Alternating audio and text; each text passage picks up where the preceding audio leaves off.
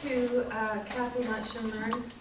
Today it's my pleasure to introduce Feng Xu, Associate Professor of Political Science here at the university. Feng and I are dear friends, and it gives me great pleasure to give you a chance to hear her work that has culminated in this new publication, Looking for Work in Post-Socialist China, Governance, Active Job Seekers in the New Chinese Labor Market. Really interesting read. I'm happy to say that Kathy has helped support Feng's work through our research grant program. And now we get to hear what has culminated in her work. So without further ado, Feng. Thank you, Helen. And thank you for coming. The title of the talk is Looking for Work in Post-Socialist China. And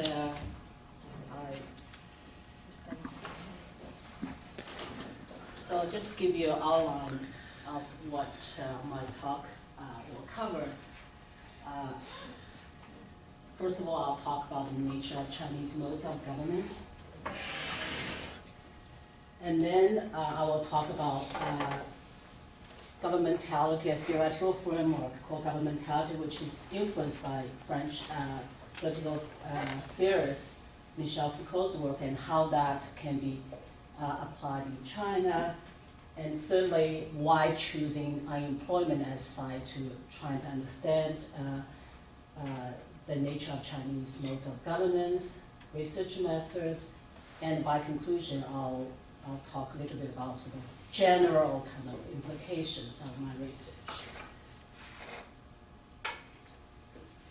So the main question I'm interested in this book is how are Chinese governed, and more specifically, how are the unemployed governed?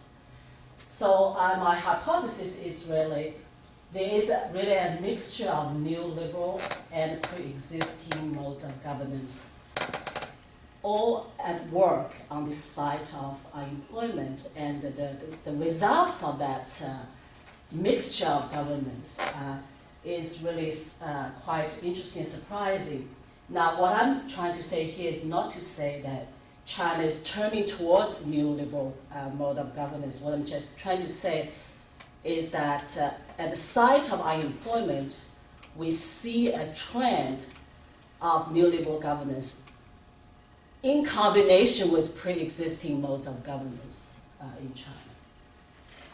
So I want to then introduce to you this Foucauldian governmentality. The main insight I got from governmentality literature influenced by Michel Foucault is this notion that freedom actually is not opposed to governance, but actually integral to modern governance. So in order to govern effectively, you actually need freedom. And modes of governance, in this kind of modes of governance, we're really looking at technocratic and pragmatic, programmatic way of governance necessarily imply particular kinds of experts and knowledge, such as in the field of unemployment, statistics, how to collect labor statistics, sociology, how to understand different social actors who have conflicting interests, how you actually bring them together into a harmonious society as the Chinese government wants to do, social work, counseling, all these technology. And then the goal, this kind of modes of governance, and with this kind of expert knowledge, the goal is to really cultivate active citizens so that they can steer themselves to govern. They are steered to govern themselves. And this is what Foucault and governmentality means by freedom is integral to governance. So the end goal is to cultivate, to mold active citizens. Sometimes they have to be forced to become active citizens. So it's kind of, Rousseau already talks about sometimes people have to be forced to be free. So this is that kind of sense. And neoliberalism is an example of this kind of modern governmentality Foucault wrote about. It's very much, this kind of neoliberalism is as much a method of government and a doctrine of freedom. And I think oftentimes, people always said to me when I presented this in the past, is that how can you say China has a neoliberal mode of governance when China is not liberal? So there's this kind of sense of linear progression. You've got to have liberal first and then neoliberal. But if you follow Foucault's understanding of governmentality, it's as much a method of governance as a doctrine of freedom. And so this is very useful for us to turn our head around this notion that actually there is a neoliberal governance being introduced to China. So what I'm saying again, trying to emphasize is that at the side of unemployment, we are starting to see some shifts to neoliberal governance. But we have to be also very careful when we apply Western theory, of governmentality to China. So there are some limitations. Now, in China, the state is much more visible than in Western governmentality because, in this kind of mode of governance, the idea is that government should be seen at a distance. You are not supposed to govern, too visibly. So that people are not even aware they are actually being governed. They still think that they're so much free. But in China, because of the nature of authoritarian state, it has to perform in the visible way so as to manifest its power. And you can see, this kind of tension between the Chinese government need to turn to this kind of new mode of governance and the need to exercise state power in a much more public way. And that usually, lead to some incoherence in policy implementations. But I also want to say that governmentality's aim is to mold subject position. And molding the governed subject position is already familiar to the Chinese leadership. Mao was very good at molding position through class struggle, but the difference now is through programs, regulatory devices. So the means has changed, but the mechanism is the kind of rationale is familiar to the Chinese leadership. So what sort of pre-existing modes of Chinese governance I can think of for my project is neighborhood governance, individual care and surveillance, position responsibility system, bureaucratic modes of governance, Foucault and other techniques binding people to places, and governance by campaigns. I will give you some examples to show this mixture of neoliberal governance and pre-existing modes of governance in China. So I'll get back to this.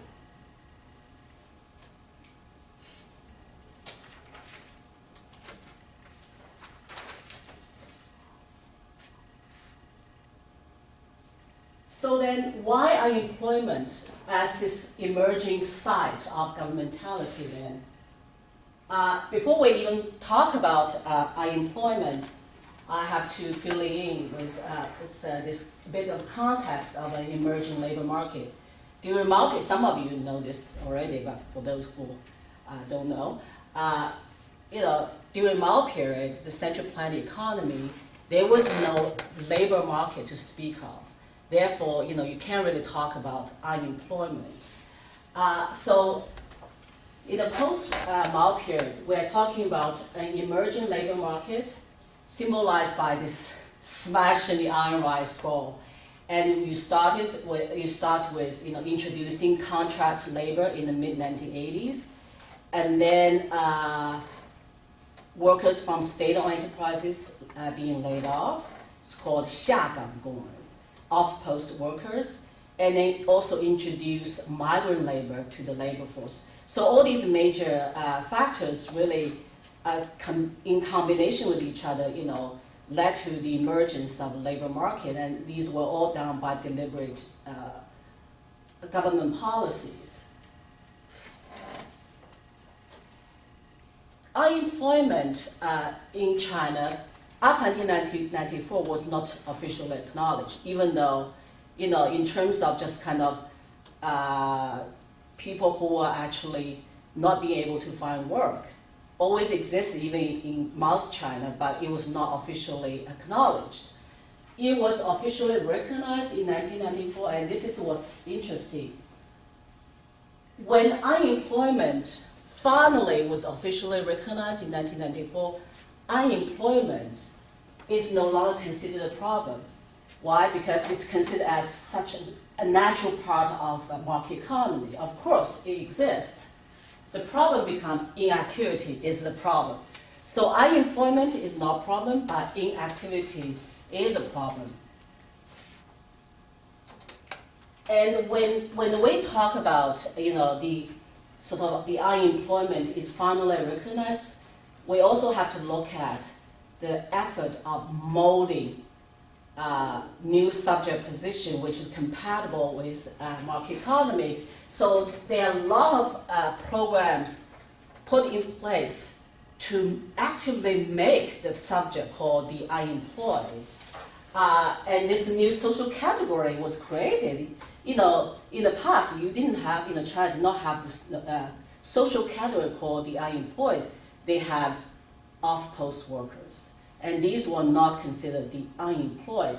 So the making of the unemployed, first of all, is to design programs to work on those people who are unemployed so that they will shift their identities from being dependent on government to the unemployed, which means you have to actively look for work. The second is that government also started to collect statistics of unemployed, so that by collecting statistics, you also, in a way, create that social category for people to be slotted, to that administrative category. When we look at employment in China, unemployment, and necessarily you're talking about employment, the Chinese government, really links employment to people's livelihood and national stability. So it's extremely important when we talk about, this kind of technical solution to unemployment. Also bearing in mind the Chinese government also understands very clearly that if unemployment is not resolved, is not solved, it can be potentially politically explosive because they see employment linking with people's livelihood and national stability. So in terms of unemployment, we're talking about harmonious society, social harmony.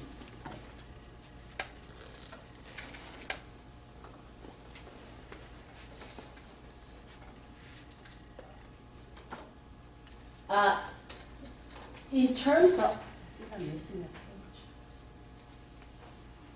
Okay, that's why. Because the Chinese government does not have much experience in dealing with unemployment and the unemployed, so it has been turning to best practices of international organizations such as World Bank and all US OECD countries. And one of the main best practices is active employment policy. So this is what the components are. Job seekers take initiatives, so they have to take initiatives. Market regulates employment. Government simply promotes employment, so government is not in a position to create jobs. So these are the three components of active employment policy. But if you look at,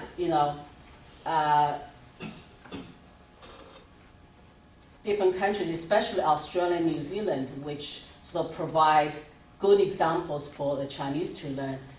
On paper, they all look pretty similar, and this is the fascinating aspect of it. But then, when you look at how the unemployed are governed in China, there are a lot of differences, and the explanation is that because they are also pre-existing modes of governance in China, which work in combination with neoliberal mode of governance. Unemployment, there is also a fundamental shift on the part of government to view unemployment. Unemployment was considered a political problem in pre-reform period. Therefore, you need a political solution to a socio-economic problem, which then requires a technocratic solution. And the kind of problem really determines what institutions, what knowledges are needed to address it. So when you have political problem, you use a campaign style, class struggle, administrative measures to address unemployment. But when it's about socioeconomic problem, then you only use institutions which are sort of service providers to address these problems. So as an economic problem, you then use labor exchange to facilitate labor supply and the demand. And you collect labor market statistics to have a better understanding of labor supply and demand. So these are all sort of considered as kind of a natural part of a market economy. It's not, you don't have to be alarmed. You don't have to elevate that economic problem to a political problem. You just use, kind of a technocratic kind of solution to deal with the problem. And when you talk about, unemployment as a social problem, we're talking about working on subject position. So that I already talked about how you have to have programs such as career planning, job training, counseling. All these are aimed at molding the subject position, which is active job seekers. So the economic social problem, this shifting of understanding of unemployment is very important. To understand why we are seeing the introduction of neoliberal mode of governance in the side of unemployment in China.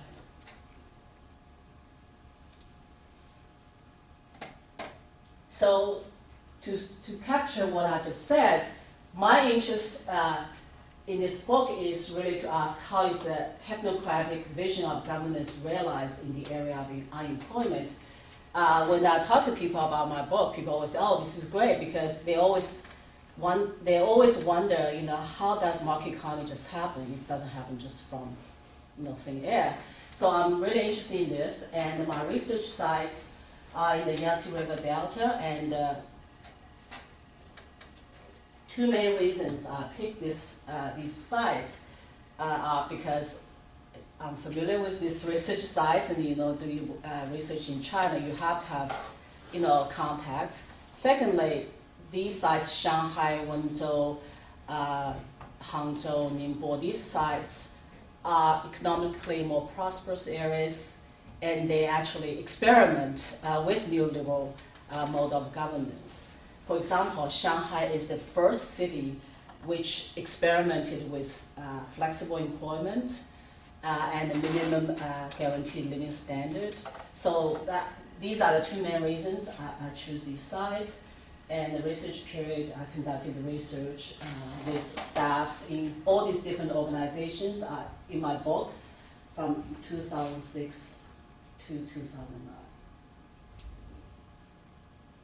So these are the main institutions covered in this book.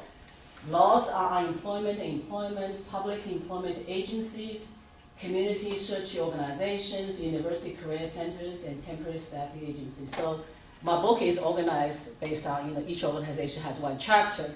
And because of the time constraint, I can't go over every institution I studied. why did I study these institutions in the side of unemployment? Because these institutions show how the unemployed are steered to become active job seekers. So the question is really how governance happened. They also show how job seekers are divided along a continuum of independence, and then are subject to different kinds of governance, and that's very important. People are divided up along the continuum of independence, and you can say how sick they are in terms of dependency syndrome, and then you fine-tune, you design different programs to target different kinds of the unemployed. They also reveal the stated rationale of these institutions, that is, we deliver services better to help the unemployed to become active job seekers. So I'm going to give you a few examples to demonstrate these multiple modes of governance. And I will focus mostly on the last two examples. Neoliberal governance can also be seen in combination with campaign-style governance and position responsibility system. Earlier, I talked about how unemployment is now considered as socio-economic problem rather than political problem. Therefore, the government designs all kinds of programs to deal with this issue. However, they have been still this kind of campaign-style governance. One major example is they had, the months of 10,000 jobs created. And this just reminds of, this kind of campaign-style governance. For university students, they have, students, graduates go to the West. Students go to countryside to become cadres in the countryside. So there are still this campaign-style governance in the midst of neoliberal governance. And then the question goes back to, this kind of mixture of modes of governance, but also the sense that the tension between the need to treat unemployment as socio-economic problem, therefore government should govern at a distance, and the need for state to step in to always say, we're the one who created jobs. Right? So there is this tension between the two, and you see that in this kind of the first example. The second example, neoliberal governance and neighborhood governance, which is really about individual care and surveillance, is best captured by these two organizations, institutions I studied for this book. One is the Public Employment Service Agencies, and the other is neighborhood or 社区. Now,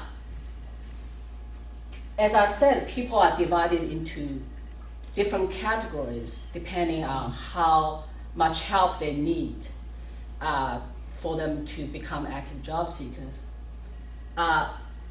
Public employment service is set up according to the best practice of ILO, and it's to provide service. It's a service delivery model attached to local Bureau of Human Resources and Social Security. I want to show you a few pictures to just give you a sense. The message, even in the physical layout, and also what kind of subject position which is desirable, when people come to the public employment service agencies. So this is fashion in China. It's a one-stop service. And the idea is that it delivers service better. I mean, here you also have one-stop service. And in a way, it is true. It makes people's lives convenient. You just go to one place and you get a lot of things done. So even the physical layout, as I say, it's open, welcoming. Unlike the Maoist style, they all hide away in their offices and people, come to them, and there's kind of bureaucratic kind of notion. This is, service delivery, and they are called clients, customers, right? And then front desk at a PES center. And this computer actually didn't work. So, but it's self-help job seeking. The computer broke down. I love this picture. Surfing the job net. So there are also all kinds of computers, in this hallway, and then you can go, and everybody has a password, and you can go in, look for jobs. I love this picture. So this guy was looking at his flow chart for applying for jobs out of that. It's like, this seems like really complicated. So he still needs to mold it. And this is a sort of Q&A session on job seeking. It captions that you ought to pay attention to the following problems, when you are looking for jobs. And then, again, there's this kind of notion that we have to provide individualized care and service, and people's privacy should also be protected. So, on the side of here's the hall, big hall, but then you also have individual rooms providing individual services. So there's the room for interview guidance, and then vocational training guidance. And then, in bookstores, you also have a lot of books. Self-actualization, how you can, become, your true self, right?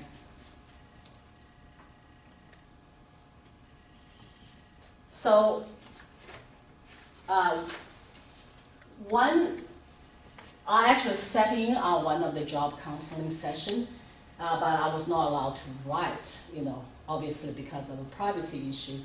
But what's interesting, just to capture, the target of public employment service is people who already have a certain degree of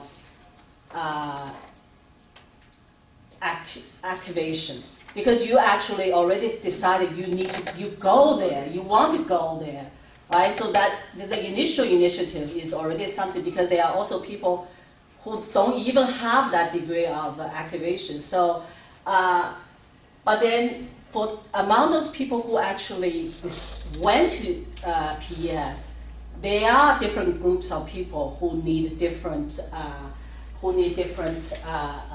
help, degree of help.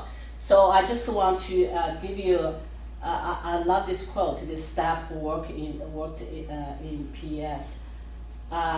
He used the revealing analogy of medical patients to explain the rationality the PES center's dividing practices. Patients, depending on their illness, can seek medical help, ranging from over-the-counter medicines, clinical help, and specialists. The unemployed can be diagnosed as to how sick they are by the staff, and are then subjected to different kinds of treatments so that they might recover from a dependency syndrome and conform to the new self-steering norms of subjectivity in the increasingly marketized economy. I was completely shocked that he used, patient as an analogy, and I don't think he understood the irony in this. And when the job counselor whose session I set up told me after the session was over, she said, I quote, "A job counselor's job is to readjust the client's understanding of oneself and then to reconstruct oneself." And it's just a great quote to see how the subject position is worked on through different programs.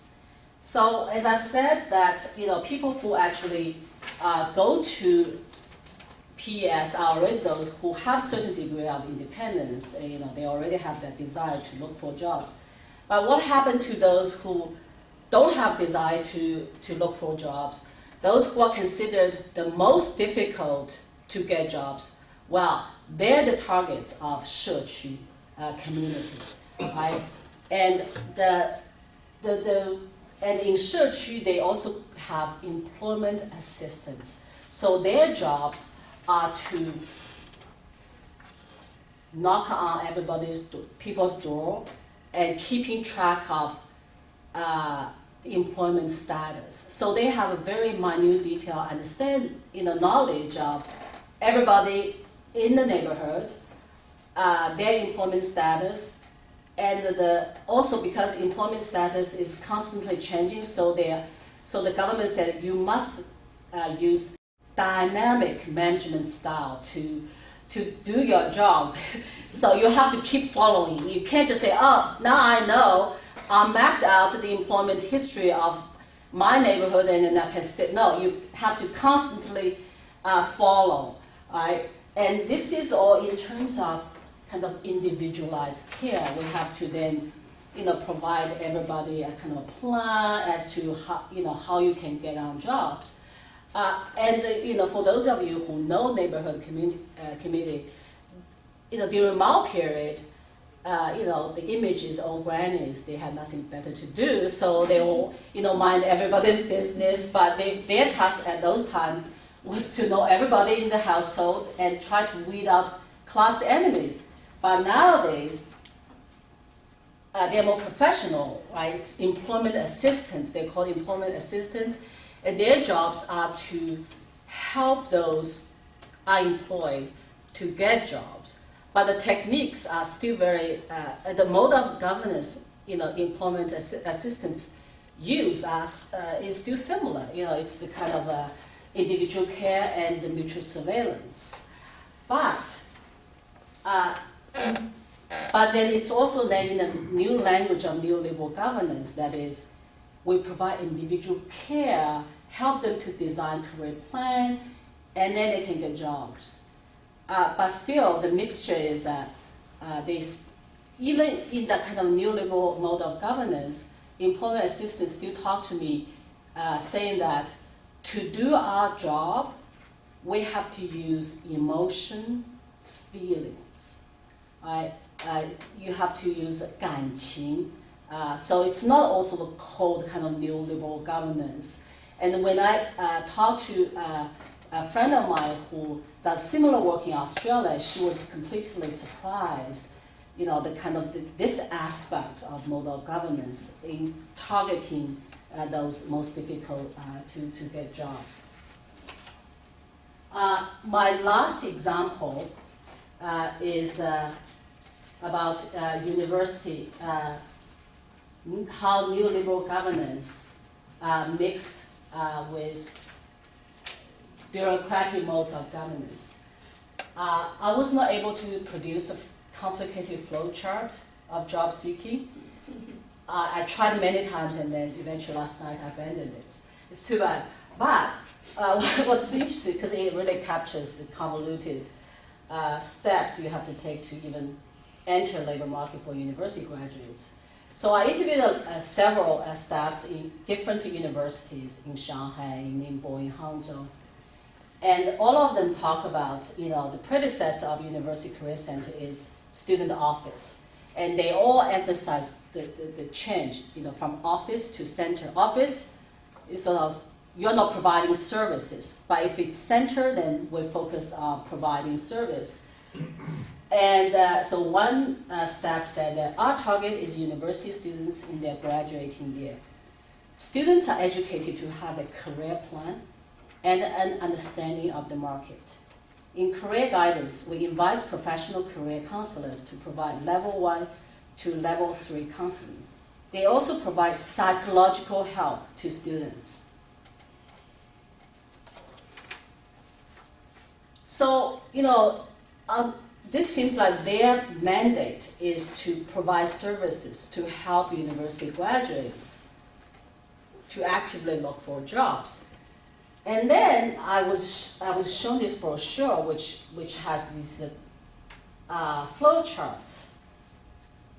And I'd like to read you this flow chart because it's absolutely fascinating.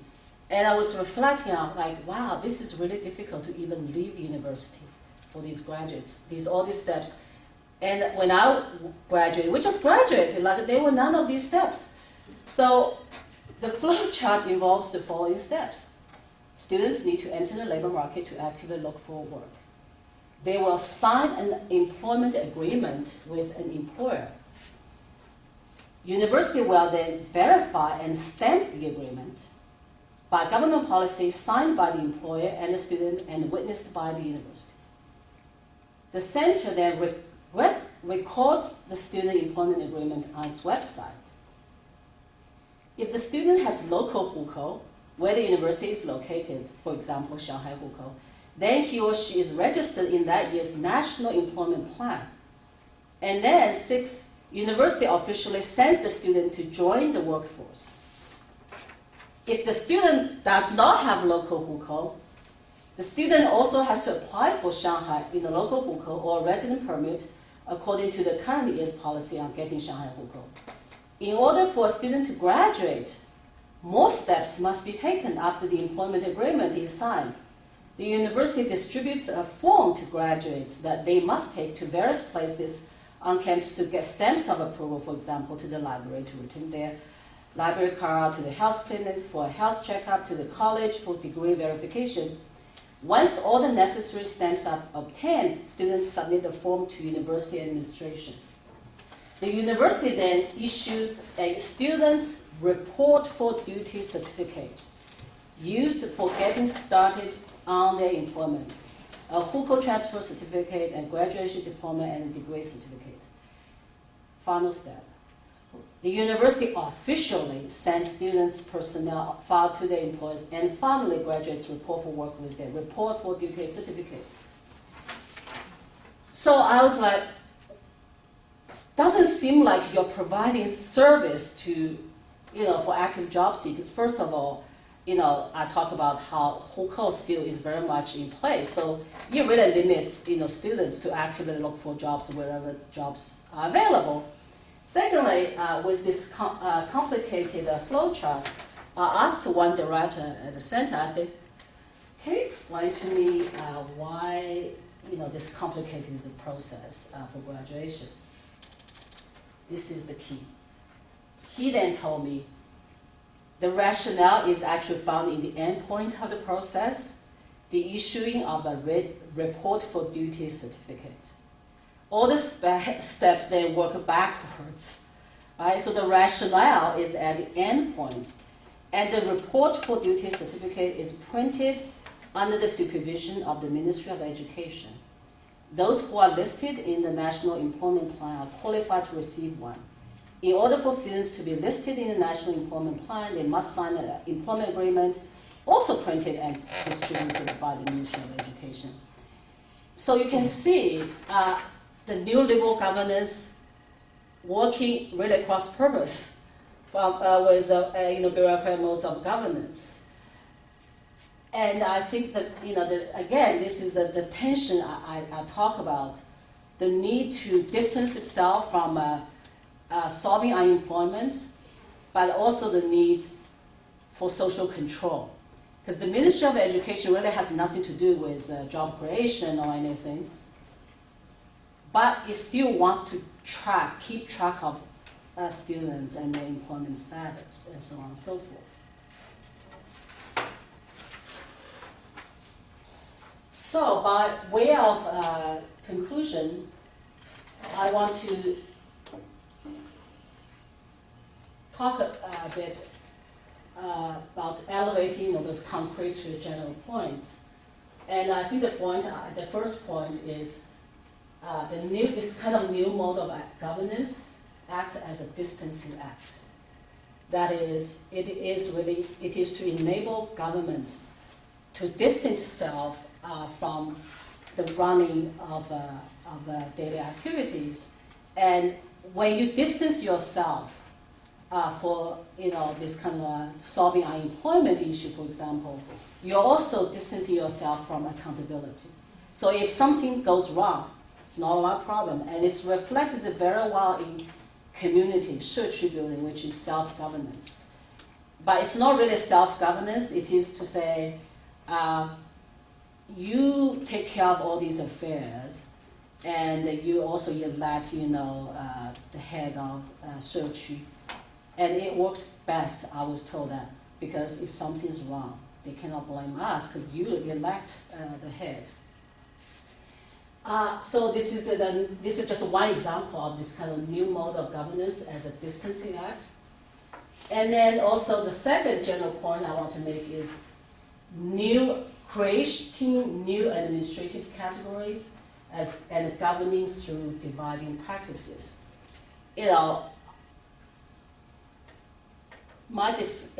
During research and writing of this book, I was struck by the dizzying array of categories. The most difficult to be employed, have a certain degree of difficulties to get employed, and then those who are on minimum guaranteed income scheme who don't want to work, and those who are on minimum guarantee scheme who are willing to work.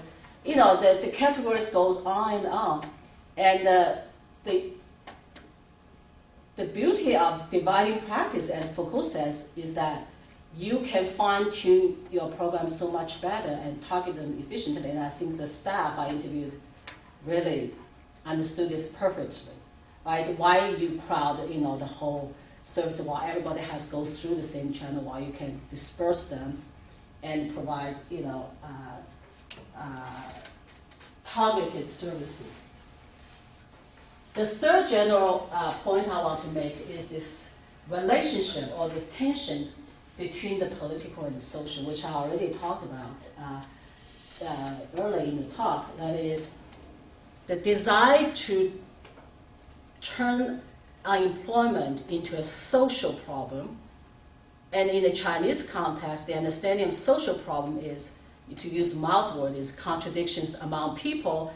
Therefore, you should use technical solutions to deal with social problems. And the need, the sort of occasional still resort to the political, which means to turn otherwise social problems into political problems, use Mao again, so contradictions between enemy and the people.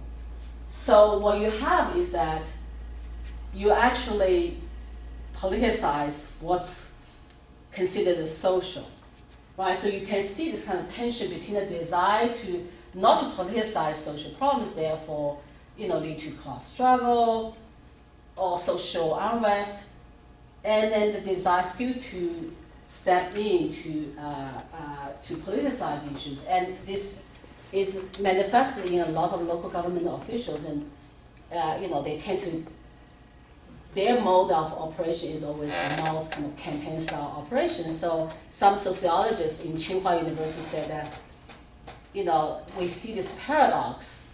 The more you spend on maintain social stability, the more unstable it becomes. And I think this kind of tension between the political and social is also captured in the latest government budget.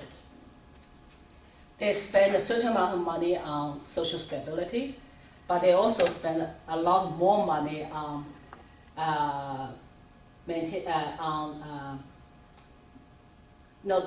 they spend a certain amount of money on welfare, social services, but they also spend a lot more money on maintaining social stability. So, the economists say that the government really does not know which one will work better. And that's exactly it. They are not completely trusting turning the unemployment as socio-economic problem. They still are worried about, the potential political, nature of that issue. And finally, again, through studying unemployment, you can see the multiple modes of governance at work. And the consequence of that is that, if you look at government programs and tax, governance seems like really very complete and runs very smoothly.